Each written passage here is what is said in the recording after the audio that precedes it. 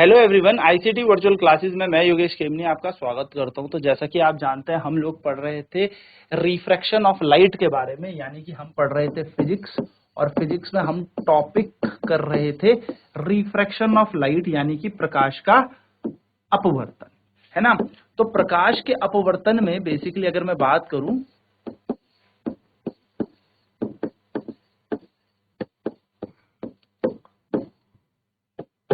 तो हम लोगों ने लास्ट क्लास में रिफ्रैक्टिव इंडेक्स की बात कर ली थी, और हमने ये भी देख लिया था कि रिफ्रैक्टिव इंडेक्स अगर किसी का ज्यादा होता है तो उस माध्यम में प्रकाश की चाल हो जाती है कम, यानी कि उस मीडियम में स्पीड ऑफ लाइट लेस हो जाएगी। एक छोटी सी बात है पर ध्यान में रखने वाली बात है, ठीक है। तो अगर किसी जैसे कि हमने रिलेशन पढ़ लिया था between the speed of light and refractive index. So relation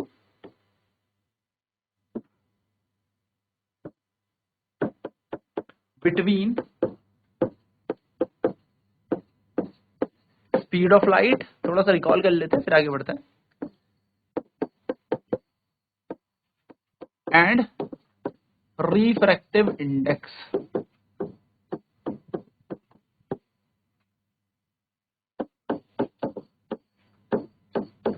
अपवर्तनांक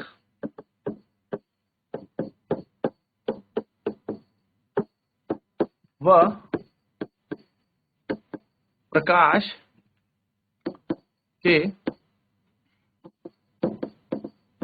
अपवर्तन, या मैं बोलूं प्रकाश की चाल, सॉरी, प्रकाश की चाल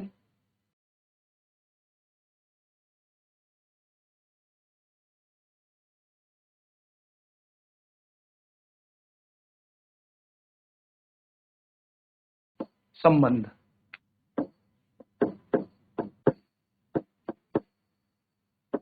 ठीक है, तो ध्यान से देखिएगा, n बराबर होता है स्पीड, जैसे पहले माध्यम से दूसरे माध्यम में लाइट गई तो speed of light in medium first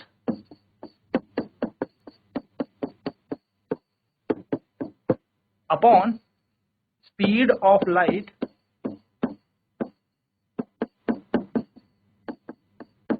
in medium 2, यानी कि एक n2 अपवर्तन प्रकाश, या मैं इसको कह सकता हूं अपवर्तनांक जो होता है वो होता है प्रकाश की पहले माध्यम में चाल बटा प्रकाश की दूसरे माध्यम में चाल।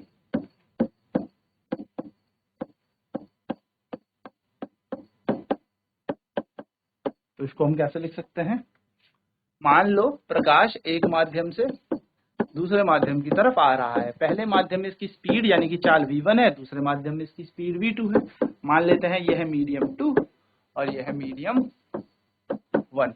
तो 1 and 2 बराबर क्या हो जाएगा, पहले माध्यम की चाल बटा दूसरे माध्यम की चाल। इस तरीके से हम क्या कर सकते हैं, निकाल सकते हैं। चलिए फटाफट से नोट डाउन करेंगे इसे, एंड देन इस पे एक क्वेश्चन करते हैं।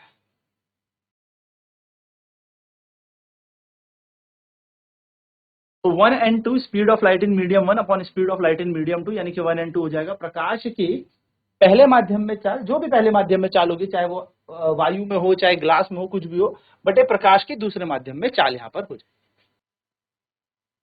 ठीक है, तो जैसे लाइट यानी कि प्रकाश आप मान के चलो कांच से पानी की तरफ जाता है, तो हम सबसे पहले कांच में जो भी प्रकाश की चाल है उसे ऊपर लिख देंगे, बटे लिख देंगे प्रकाश की चाल पानी में जो भी होती है हमारे पास। मैं अभी आपको एक क्वेश्चन कराता हूं, तो ये बेसिक सा सिंपल सा क्वेश्चन है। चलिए तो आगे बढ़ते हैं। तो बेसिक सी चीज है यहाँ पर। अब देखिए यहाँ पर क्या किया, अगर मैंने पहला माध्यम यानी कि मैंने माध्यम पहले पे मान लिया कि कितनी चाल है, v1 चाल है, और माध्यम दूसरे पे यानी कि दूसरे मीडियम पे हमारे पास कितनी है, v2 चाल है। तो हमें कुछ नहीं करना, हमें अपवर्तनांक कैसे निकालना है, पहले से दूसरे पे लाइट गई तो पहला आगे लिख दिया, दूसरा, और जहां लाइट पहले जाती है उसकी स्पीड यानी कि उसकी चाल ऊपर लिख दो, और जहां लाइट बाद में गई उसकी चाल पीछे लिख दो, सिंपल। अब अगर सर यहाँ पर पहला मीडियम हवा होती है यानी कि वायु होती है, एयर, इसको वैक्यूम यानी कि निर्वात में भी ले सकते हैं, ठीक है। तो हवा और वायु में याद रखेंगे जो लाइट की स्पीड है उसको हम सी बोलते हैं। क्या बोलते हैं? सी। सी से मानते हैं, ठीक है। अब ये लाइट यहां से गई और रिफ्रैक्शन अपवर्तनांक के कारण क्या हुआ होगा? अपवर्तन के कारण इस अभिलंब के पास हो गई होगी, यानी कि टुवर्ड्स द नॉर्मल हो गई होगी। ये हुआ आपका आपतित कोण, ये हो गया आपका अपवर्तित कोण। मान लिया इस माध्यम में जो चाल हो गई, यानी कि जो मीडियम 2 है, यानी कि जो माध्यम 2 है, वो कोई ऐसा माध्यम है, जैसे ग्लास ले लो, ठीक है, कुछ भी, कांच है, पानी है। तो हवा से लाइट कहाँ को गई? कांच में लाइट आ गई मान लो, ठीक है। तो कांच में लाइट आई होगी तो उसकी चाल कुछ ना कुछ चेंज हो गई होगी, परिवर्तित हो गई होगी। तो हम कैसे निकालेंगे? यहाँ पर वायु से जो लाइट जा रही है वो किसी माध्यम में जा रही है। ए का मतलब है वायु, एन का मतलब हो गया अपवर्तनांक, एम का मतलब हो गया वो माध्यम यानी कि मीडियम। अब लाइट जो है, प्रकाश जो है, वो एक माध्यम से दूसरे माध्यम में जा रहा है। तो एक माध्यम से जब दूसरे माध्यम में जाएगा तो जहां पहले जाएगा उसकी स्पीड ऊपर लिख देंगे और जहां बाद में गया उसकी स्पीड नीचे लिख देंगे। अब c कितना होता है? तो ये आपको ध्यान रखना है, 3 × 10⁸ मीटर पर सेकेंड।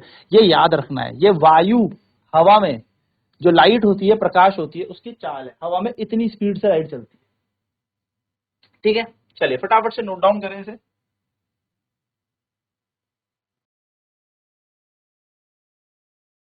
तो यदि पहला माध्यम वायु है तो वायु में प्रकाश की चाल फिक्स है, यानी कि हमारे पास क्या है? स्पीड ऑफ लाइट यहाँ पर फिक्स है, 3 × 10⁸ मीटर पर सेकेंड। और यहाँ पर हमारे पास क्या हो जाएगी? v। अब कुछ भी हो सकती है v। तो इस पे एक क्वेश्चन करेंगे हम, फटाफट से इस फॉर्मूले को नोट करें, काफी इंपॉर्टेंट है और कई बार इसके क्वेश्चन आपके पेपर में भी आपको देखने को मिलेंगे।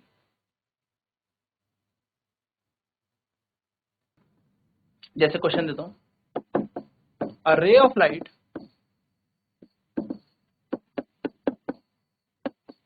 goes from air to glass.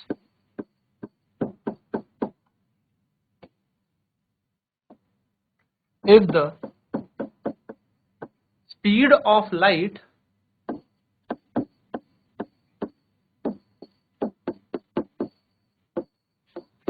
in glass is 2 into 10 to the power 8 meter per second, find the refractive index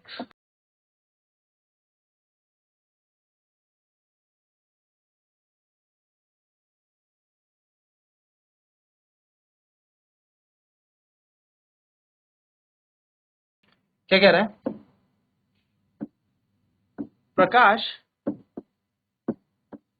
की किरण वायु से कांच की ओर जाती है।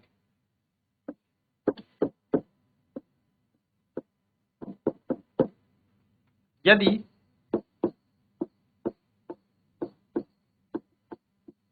प्रकाश की कांच में चाल 2 × 10⁸ मीटर पर सेकेंड है, तो कांच का अपवर्तनांक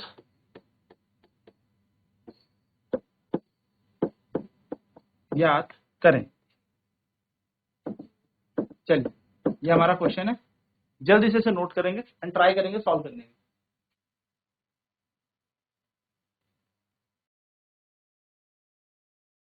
देखिए आपको क्या करना है, सबसे पहले आपको माध्यम ज्ञात करना है। तो आपको लिखना है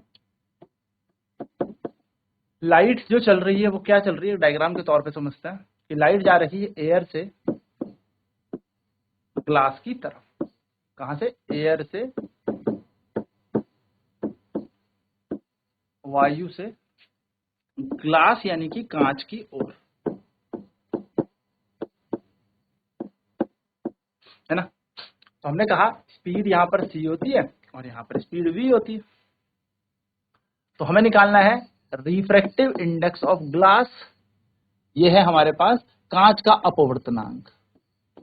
तो ये क्या है? रिफ्रैक्टिव इंडेक्स ऑफ ग्लास, यानी कि कांच का अपवर्तनांक, कांच का अपवर्तनांक हमें निकालना है।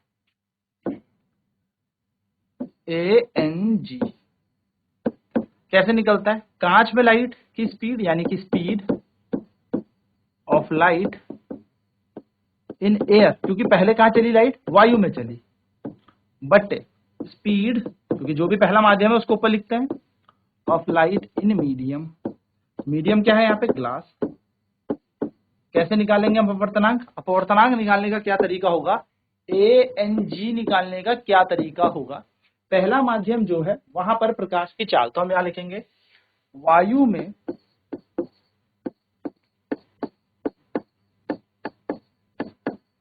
प्रकाश की चाल। सर वायु क्यों लिखा? क्योंकि पहला माध्यम यहां पर वायु है, बटे कांच में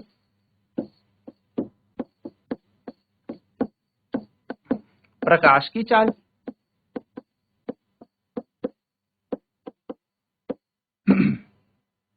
तो ANG वायु में कितनी होती है स्पीड? C, और कांच में कितनी मान ली है हमने? V। तो हम ऐसे करके इसको निकाल लेंगे, C/V।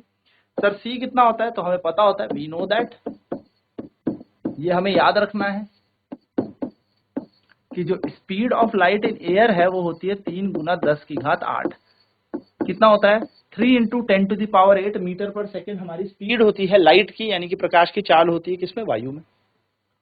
और हमें V गिवन है 2 × 10⁸ मीटर पर सेकेंड, ये गिवन है यानी कि दिया हुआ है ना? ये तो दिया हुआ है क्वेश्चन में। तो हम क्या करेंगे? हमें फॉर्मूले में लग देना है ANG बराबर C/V। तो C की जगह आ जाएगा 3 × 10⁸, बीच में अपॉन है तो पूरे के नीचे अपॉन, और V की जगह आ जाएगा 2 × 10⁸। ये पूरा कैंसिल हो जाएगा, ये बच गया 3/2, और 3/2 का मतलब होता है 1.5 यानी कि 1.5। तो ये हमारा आंसर आ गया। लास्ट में लिख देते हैं हम, हेंस द रिफ्रैक्टिव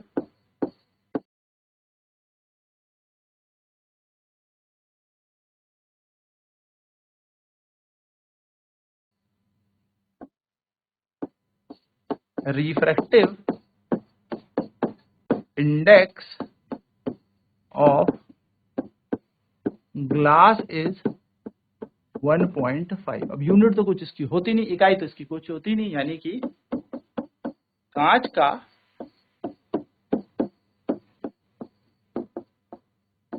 अपवर्तनांक 1.5 है। सिंपल। चलिए नोट कर लेते हैं इस क्वेश्चन को एंड इसका सॉल्यूशन। तो हमें पता है कि पहले माध्यम में हमने क्या लिखना है? प्रकाश की चाल जो भी हमें दे रखी है, और दूसरे माध्यम में प्रकाश की चाल को उससे भाग दे देना। तो बस पहले माध्यम था स्पीड बेसिकली एयर में, तो एयर की स्पीड लगा दी। दूसरा माध्यम था वायु, तो वायु की, सॉरी ग्लास, तो कांच की स्पीड लगा दी। पहले माध्यम में जो भी चाल थी हमारी 3 × 10⁸, दूसरे माध्यम में ये हमें दे रखी थी, हमने लगाया, इसको सॉल्व किया, 1.5 आ गया हमारा आंसर। 3/2, 10⁸ से 10⁸ कट गया, और हमारा यहाँ पर आंसर आ गया कि जो रिफ्रैक्टिव इंडेक्स है ग्लास का, यानी कि कांच का जो अपवर्तनांक है वो 1.5 है, यानी कि 1.5 है। सिंपल से क्वेश्चन था। इस तरीके से आपको याद रखना कि जिस माध्यम में लाइट पहले चलेगी उसकी स्पीड को जिस माध्यम में लाइट बाद में जाती है उससे डिवाइड कर दो, आपका अपवर्तनांक आ जाएगा। तो आई होप ये चीजें क्लियर होंगी। अब नेक्स्ट क्लास में बात करेंगे इसका रिफ्रैक्टिव इंडेक्स, यानी कि एक मीडियम का रिफ्रैक्टिव इंडेक्स आपको दे रखा होगा और दूसरे मीडियम का भी दे रखा होगा, कैसे आप इन दोनों से एक सापेक्ष, या मैं कह सकता हूँ रिलेटिव रिफ्रैक्टिव इंडेक्स निकालेंगे। तो आज की क्लास में इतना ही। आईसीटी वर्चुअल क्लासेज में जुड़ने के लिए धन्यवाद। आपका दिन शुभ हो।